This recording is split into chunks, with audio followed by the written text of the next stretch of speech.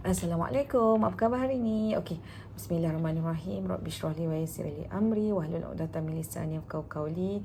So hari ni saya nak menjawab satu pertanyaan di ruangan komen pada salah satu video di YouTube channel saya. Tapi video ni saya dah lama upload tahun 2018 tentang tips kualitatif. So komen ni daripada Tirta 1. Komen ni barulah sebab tu saya jawab. Dia tanya, Assalamualaikum Bu, saya rasa mungkin beliau daripada Indonesia. Untuk penelitian kualitatif, dia tanya bagaimana menentukan pertanyaan penelitian. Maksudnya saya rasa kalau saya faham ni maksudnya macam mana evaluation tentang pendekatan kualitatif tu dibuat. Sebab dia kata jika penelitian kuantitatif, pertanyaan diturunkan dari indikator. Bagaimana dengan kualitatif? Terima kasih. Okey. So okey, dalam kualitatif sama juga. Kalau dalam kuantitatif dia ada formula-formula, dia ada mathematical formula, statistical formula, bagaimana value-value tersebut dicapai kan bila you buat analisis dan sebagainya. Dalam kualitatif juga kita ada formula kita. Formula kita tu apa? Sebagai contoh yang jelas kena ada adalah antara lain saya sharekan kat sini dua perkara lah kena jelas. Satu, pemilihan sampel kualitatif kita. Pemilihan sampel kualitatif dia berbezalah dengan kuanti. Kalau kuantitatif dia melihat kepada pensampelan berdasarkan kepada population. Dia represent population. Kalau kualitatif ni kalau you faham, kualitatif ni bukan dia nak tujuan dia adalah untuk in-depth study. Jadi bila in-depth study ni dia akan memakan masa dan perlu kepada penelitian yang mendalam. Jadi sampel yang kita pilih tu kita taklah represent population, tapi tujuan kita untuk investigate deep dengan mengambil sampel-sampel lebih kecil.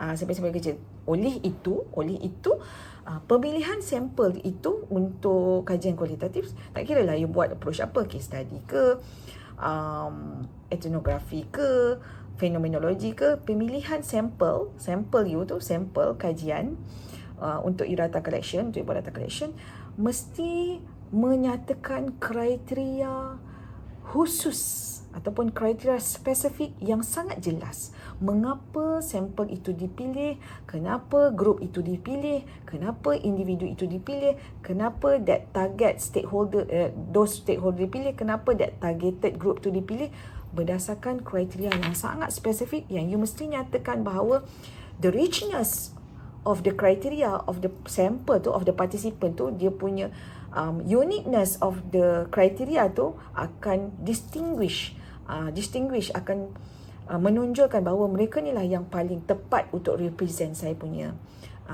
kajian yang saya buat. Itu adalah sangat penting. Kriteria, kalau kriteria pemilihan tu biasa, kalau sebelum ni saya ada share juga dalam video saya, it's about based on their experience, based on their knowledge, based on their specific experience, based on the knowledge that they have, based on the specific location. So dia ada specific, jangan generic. So ini adalah specific kriteria dalam pemilihan sampel. Itu yang nombor satu. Yang nombor dua adalah bila you collect data dan you analyse data, mesti transparently inform, tunjukkan cara you collect data tu start dengan apa dulu. Sekiranya ada beberapa kaedah, interview ke, focus group ke kan. Kalau interview, sampel dia siapa, itulah pengstrukturan. Itu ditulis secara jelas. Prosedur data collection dan data analisis ditulis secara jelas. Contoh kalau analisis interview, so macam mana you start, macam mana lepas you dah interview, you sediakan transkrip, lepas tu you analyse the content, you buat content analysis, code base ke, word base ke. So you nyatakan step tu dengan jelas, because kita tak ada formula. Bukan tak ada formula macam kita ada formula, this is our formula. Formula kita not mathematical formula, statistical formula. Formula kita adalah the SOP. So bila SOP tu jelas, prosedur tu jelas, because transparency of procedure adalah part of reliability. So bila prosedur tu jelas, maka orang lain boleh faham apa yang kita buat. Oh, dia start dengan ni dulu, kemudian dia buat ni macam mana. Akhirnya data tu, the winnowing process of the data, bila you analyse tu, akhirnya you dapat dekat result you draft dekat your result. So itu adalah 2 perkara yang penting.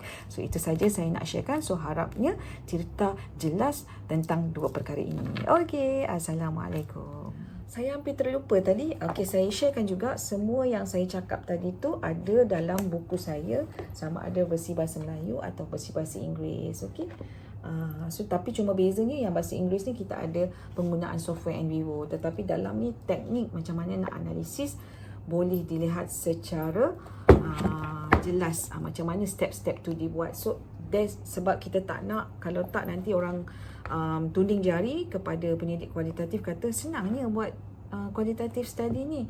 You interview, lepas tu you summary, conclude.